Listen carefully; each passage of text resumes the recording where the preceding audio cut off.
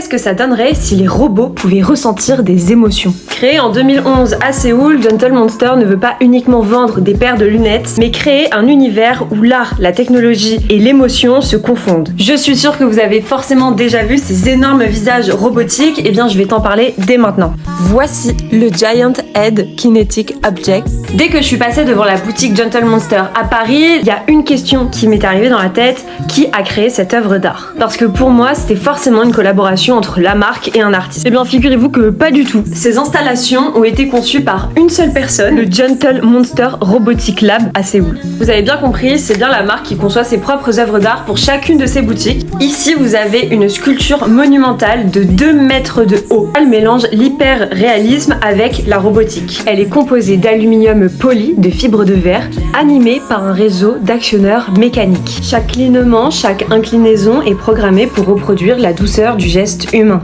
Ce qui m'a le plus étonnée quand j'ai été face à cette installation, c'est que les pupilles sont d'un réalisme qui est bluffant.